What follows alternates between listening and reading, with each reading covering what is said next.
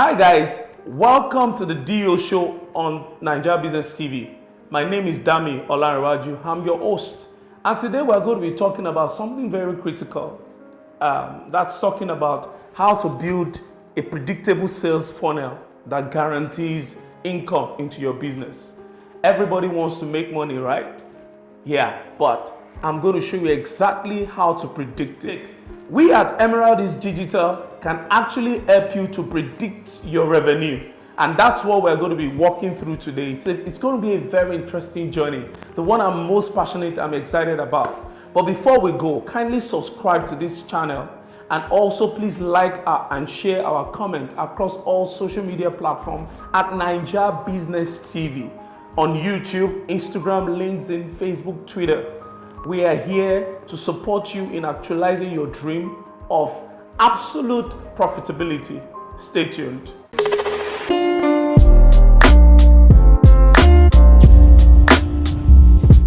Welcome back. Now let's get right into it. There's a school of thought, and I share the same thought, that marketing is BS, pardon my French, without sales. So what we're going to be looking at today is all about, structuring your sales funnel so that you can be able to predict your sale. You can be proactive about your sale. Typically, the traditional sales funnel is divided into three. That's top of the funnel, middle of the funnel, and bottom of the funnel, basically. And at the top of the funnel, you're talking about how do you get sales prospects in their millions, possibly, right? Then at the middle of the funnel is when you begin to pre-qualify the prospect and they become leads. And now the most important thing will be to convert those leads to customers, consumers, audience, subscribers, followers, whatever you want to call it. So today I'm going to be showing you the exact science of it. It's not rocket science, by the way. It's simple, but we need to follow it closely so that you can know where all these sales touch points are and to be able to address them. So follow me, guys. So guys, you see this sales funnel. By the way, pardon my design. I just had to sketch this. I can't draw to save my life, really. The most important thing is you understanding what I'm about to tell you. So you see here, we're talking about prospect, like I said, leads, and conversion. And there are several factors that we need to consider and we need to put in place for each of these categories. The first thing is that you have to be able to capture all the touch points, especially on social, that you get prospect. And really, they are actually in three forms. Digitally, you have the organic and the paid. Then you also have to keep in perspective what I call orders. That will include word of mouth, cold calls, and other form of offline communication. But the one we can exactly predict, with digital would be your organic, which we also call owned media, the media that you own, and they include the following: your Facebook page, your LinkedIn page, your Twitter page, your Instagram page, your website, then YouTube. So these are your organic outreach platform, which you must get in place. So ultimately, depending on how much you're adopting, there are about 6. Of course, you could have much more. And here, what you want to make sure that you do is to engage. So the key word with organic is engaging those followers. And you have to do a good job of that. Considering the fact that organic reach has been dropping drastically across social media platforms in the last couple of years, starting from Facebook, now it has cascaded to Instagram. Here, we have good organic reach on LinkedIn. So for every company out there, by the way, you need to max out LinkedIn before we lose out on the organic advantage that LinkedIn has. So you need to be pumping out content on LinkedIn. You need to engage people. The good thing about LinkedIn is that you can actually profile people on LinkedIn, because you can actually check their profile. You can know what they're all about. So for example, if you're doing a business that has to do with CMOs, for example, say you're a vendor, maybe you're a printer, or you are an agency like we run an agency, or you are an advertising company, you can actually go online and begin to look for people that bears the name of CMO, of marketing manager, brand managers, and begin to engage them on that broad level. So your organic has to be tight and it has to be consistent. You have to do it on a daily basis. You have to be consistent as much as you can. Do articles, do videos, do animation and infographics and all of these things to be able to engage. Of course, on the website, you need to have a blog. You need to share articles and all of that. So you need to take care of your organic reach. Next to that will be for you to maximize I call them borrowed audience in terms of paid ads, paid media, and that is Google Ads. Google Ads is powerful because it's about intent-based search. So people that are actually searching for something are actually looking for solutions around it. So your Google ad must be there, Facebook, Instagram, and Twitter ad. What happens with this is that you'll be able to reach out more people. You'll be able to reach out more people. You borrow audience based on algorithm and data and all of these things. You are able to reach out more to people in a specific, precise, and exact manner. By the way, for all of this, you must have target every month. How many prospects do I want to get from LinkedIn, Twitter, on my organic engagement? And how many do I want to get from paid? So in my example, I said, for example, maybe getting 2K followers across your social media platform per month. So you know that you're expanding the base of your reach. And also, for example, depending on exactly how much you're spending on ads, you can actually get several. For example, here you'll be looking at impressions. Impression is very wild. You can reach out to 500,000 people, even with maybe 200K per month or thereabout. But the most important thing you need to watch out for here is to refine your prospect, which means the click-through. How many people clicked the ad? That is a more precise way of measuring prospect.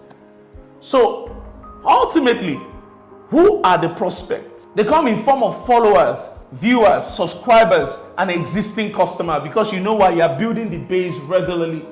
So it should be the case, if you're following my example, if you are going to add 2K followers per month from your organic engagement, then in 6 months you should have 12K followers or 12K prospect here. And for example, on ads, you should have several. So that leads me to getting to the second phase. That's the middle of the funnel, which is where the real work starts. So here we are talking about leads. That it has to do with people that actually engage with your content. Imagine these are congregation or multitude. From here, you want to be able to take people that are more interested. So for example, if you run Google Ads, you should be able to look at your video and say, okay, I want to look at the people that actually watched my content for the whole minute or for 45 seconds. Let's say it's a 60-sec ad, for example. So you should be able to predict that. Between the prospect and the lead is the process of qualification. So you must be able to qualify your leads so that they are strong leads, because you can actually do a very shady work and say all prospects, can become leads. No, you have to qualify your lead, which are people that actually maybe DM. So at this level, you need to go beyond just the engagement, likes, and all of that. For you to be able to say that this particular person is a lead, it has to do with the fact that probably they DM to make requests or inquiries. So you need to constantly ensure that you respond to your DMs, your direct messaging on Facebook, Instagram, Twitter. Then some of them will actually visit your store. Some of them will drop a mail. That's why in your call to action on all of these 3 platforms, you must ensure that you put a proper call to action, which is the website they can visit, a phone number that you will always pick and answer that they can reach, then email, because some people prefer to reach out through email. Then you must also capture your customer as they come in store. Emails, calls. Then, of course, for ads, things like sign up, the same thing with emails and calls. Your ads should also carry the same call to action. So you must tell people exactly what to do. That's how human beings are actually programmed. So there must be a strong call to action. In days following, we're going to be talking about how to build great art, great content, great design, things to watch out for. Because you have to get these things right, as in what they're engaging with has to be proper. The content has to be engaging for you to be able to get something from them, for you to be able to tell them the next steps. It has to first be engaging.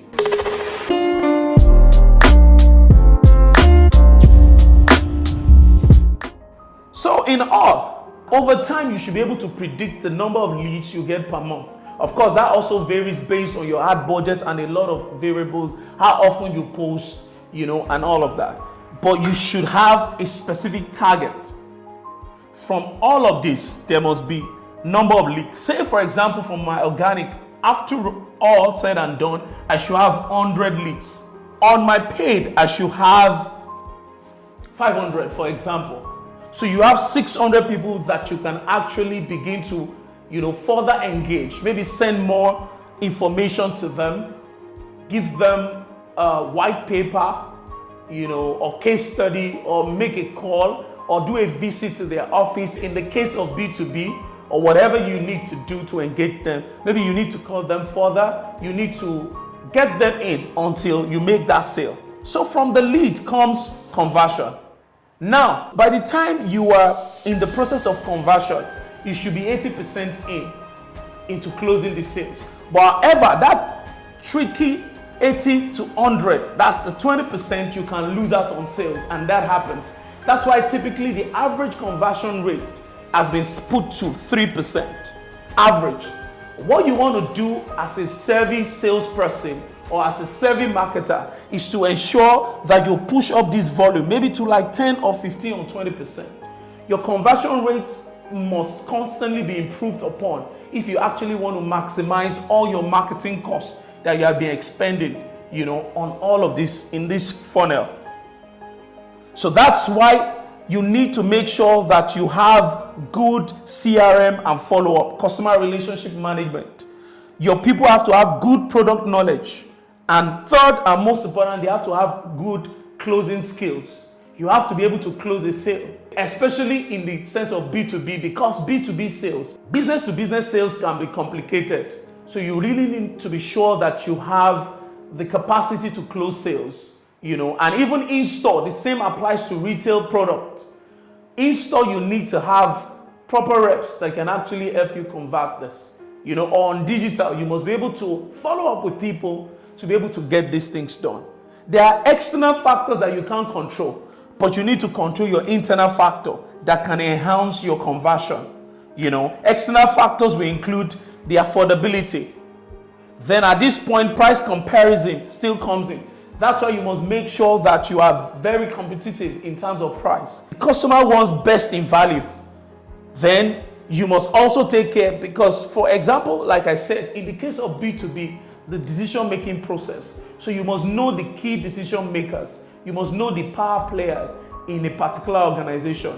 And you must be able to, be strategic about your sales and to be able to appeal or appease to their mind to be able to get the sales closed. Ultimately, this is the king of the jungle, the revenue. So guys, it is so easy to predict your revenue, to predict your income, if you have a proper sales funnel infused into your marketing. In summary, we talk about getting solid prospect by engaging them. You engage, you engage, you engage. That's what you do for all of your touch points on digital. Either it is organic or it is paid or through other sources. Secondly, you need to qualify your lead to make sure you have quality leads that you can follow up on. And you need to have targets. How many leads do I need to generate per month? Then you need to also predetermine your conversion rate.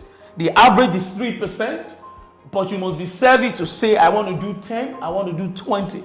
So you now need to understand the percentage that you need to convert from leads to customers or to clients, as the case may be. Revenue, they say, is the king. Marketing is not deemed to be successful until there's a revenue. Revenue is actually king.